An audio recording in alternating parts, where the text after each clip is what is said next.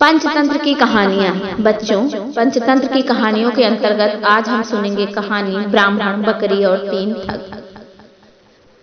किसी गांव में शंभू दयाल नाम का एक प्रसिद्ध ब्राह्मण रहता था। वह बहुत विद्वान था और लोग आए दिन इसे अपने घर में भोजन के लिए निमंत्रण देते रहते थे। एक दिन ब्राह्मण एक सेठ जी के यहाँ से भोजन करके आ रहा था। लौटते समय सेठ ने ब्राह्मण को एक बकरी उपहार में दी, जिससे ब्राह्मण रोजाना उसका दूध पी सके।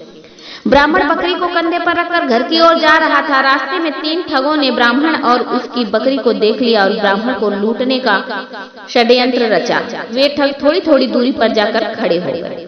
जैसे ही ब्राह्मण पहले ठग के पास से गुजरा तो ठग जोर जोर से हंसने लगा। ब्राह्मण ने इसका कारण पूछा तो ठग ने कहा, महाराज, मैं पहली बार देख रहा हूँ कि एक ब्राह्मण देवता अपने कंधे के ऊपर गधे को लेकर जा रहे हैं।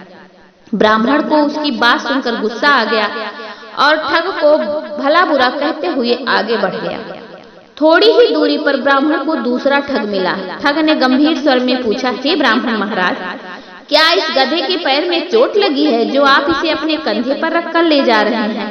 ब्राह्मण उसकी बात सुनकर सोच में पड़ गया और ठग से कहा, तुम्हें दिखाई नहीं देता है?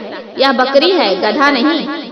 ठग ने कहा, महाराज, शायद आपको किसी ने बेवकूफ बना दिया है, बकरी की जगह गधा दे दिया है। ब्राह्मण ने उसकी बात सुनी और सोचता हुआ आगे बढ़ गया। कुछ ही दूरी पर उसे तीसरा ठग दिखाई दिया। तीसरे ठग ने ब्राह्मण को देखते ही कहा, महाराज, आप क्यों इतनी तकलीफ उठा रहे हैं? आप कहें तो मैं इसे आपके घर तक छोड़कर आ जाता हूँ। मुझे आपका आशीर्वाद और पुण्य दोनों मिल जाएंगे। ठग की बात सुनकर ब्राह्मण खुश हो गया और बकरी को उसके कंधे पर रख दिया।